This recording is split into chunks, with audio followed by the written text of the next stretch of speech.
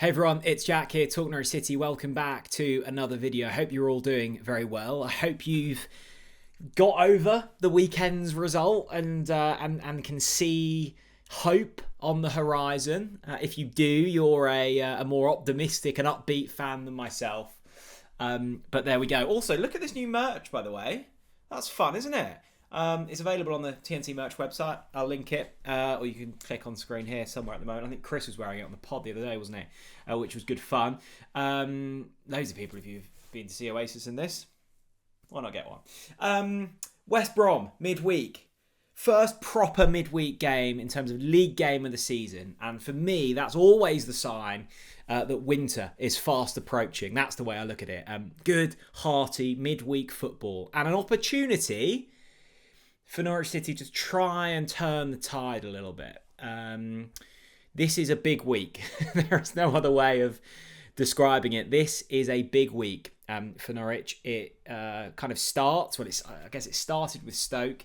Now it's West Brom, finishes with Ipswich Town, then it's an international break. The mood this time next week, this time on Monday next week, could be very, very different in a good way or a very bad way. And I think, it sounds slightly terminal to say, but I do think that Liam Manning's future could well be decided in the next week or so as well. I think if we were to lose both of these games, it makes his position incredibly difficult for Ben Napper and the Atanasios to try and wrap their head around. And I can't believe I'm saying that, but that is what I think. And I might be wrong, and I hope I'm wrong. But there we are. It has been a really tough start for Norwich. There's no other way to kind of describe it. And it was a damning listen if you listen to the Pinken podcast this week. They kind of summarised some of the numbers so far this season. And, well, it wasn't pretty to listen to. Norwich are kind of ranking bottom three in terms of every key metric. This is not a team looking like, trending towards the top six. This is a team with eyes towards the bottom of the table, the likes of Sheffield United, the likes of Sheffield Wednesday. We are kind of competing with at the moment. You look at Sheffield United, I think until the weekend hadn't won a single game, hadn't got a point on the board. So it's been tough. It's been really tough, and it has to change, and it has to change relatively quickly for Liam Manning's sake, for Ben Napper's sake, for Norwich City's sake, for our sake. It's been tough. Look, the injuries continue. I mean, the headline on the Pinken this afternoon after the press conference with Liam Manning was basically that Liam Manning has had enough of the injuries. That's after news that Anis Ben Slimane is the latest to be out. He'll be out for months with a quad injury. He's not even playing. I mean, Shane Duffy, who is kind of in the same camp as Anis Ben Slimane at the moment in terms of not being wanted by the football club. He was at Oasis. He wasn't wearing one of these though on Saturday night, I think, or Sunday. I think it was Saturday night after the Stoke game. So, look, is this going to change the course of Norwich City's season with Slimane being injured? No, but sadly, once again, it is the sign of pretty subpar recruitment. And for Liam Manning, the injuries are a concern. And we said it on the pod, we've said it before, I'm sure we'll say it again. It's not bad luck at this stage. Too many players with similar injuries, muscle injuries, have been out for too long, too consistently. Something, I don't know what, I don't know whether it's the kind of fitness staff, or whether it's the wrong players, or whether there's too much workload. Something, I don't care whose problem it is, it needs to be fixed because it's not good enough. And Norwich are in a worse state because of it, and that's not good. So Anis Ben Slimane's out for a few more months. That adds to the list of a man called Forson, who is a big miss. Pap Amadou Diallo, who is a big miss. Matthias Chris Gordon, I know that that's a slightly different injury, but he's still out for a sustained period. He's a big miss.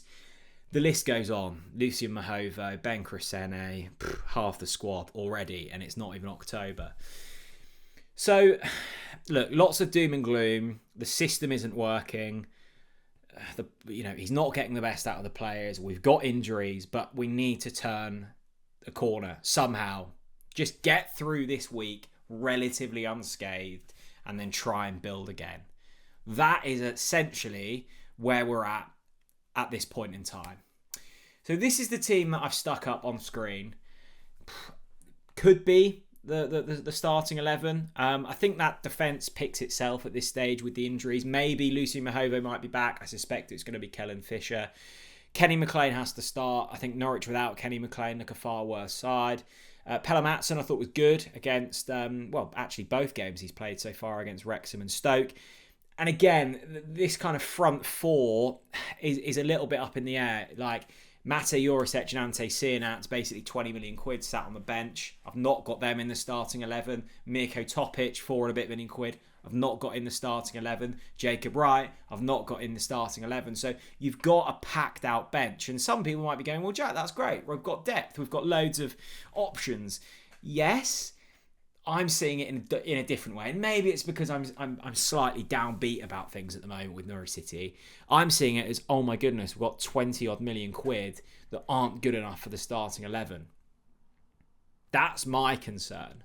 And the likes of, Jose Cordoba and those types who are kind of second season signings and still haven't hit the ground running. Liam Gibbs in the 10, is that really what we want? I don't know, but I think Liam Gibbs will start, and I think rightly so, but where do you fit him in? Jovan McCann will definitely start. I've stuck him out on the wing, but he'll more than likely play slightly more centrally, and then Oscar Schwartau out on the left. That team is slightly imbalanced in terms of in behind the striker. This was the team that finished the match against Stoke, which is very similar. Mirko Topic came on. You had Jeffrey Schlupp playing like left wing at some point. As I say, the back line kind of picks itself. I think Pelle Matson and Kenny McLean both start. Sargent obviously starts. Jovan McCarmer, who was replaced by Ante Sienats, will start. I don't think Topic gets on in terms of a starting 11 pick. Maybe he does. But I think it's probably that one that that is more than likely. I don't know. Like, I'm nervous. I don't know if you can tell. I'm talking quickly.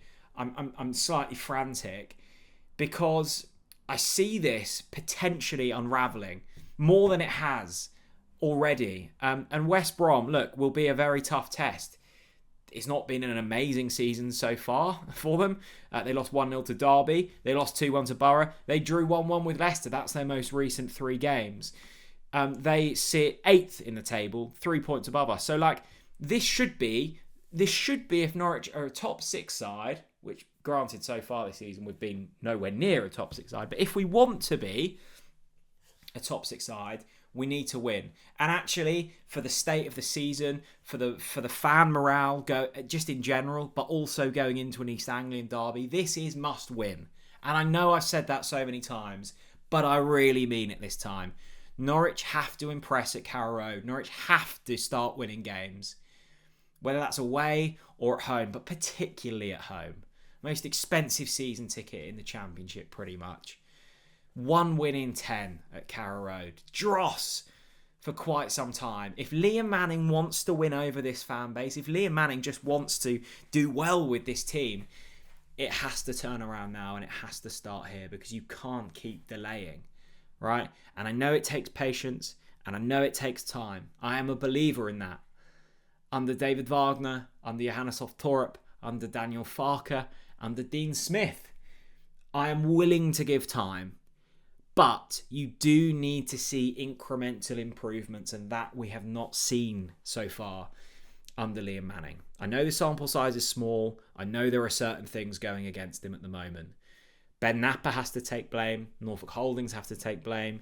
Liam Manning has to take blame. And actually, you know what? Some of the players have to take blame as well. They've not been good enough. So let's see what is about them this week. West Brom is the starting point. And then it's the East Anglian derby where Norwich City have been unbeaten for 16 years.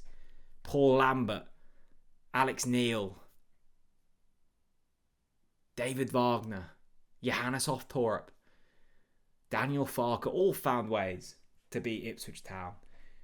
Let's hope that Norfolk boy Liam Manning isn't the first in a long, long while for that history book to be rewritten.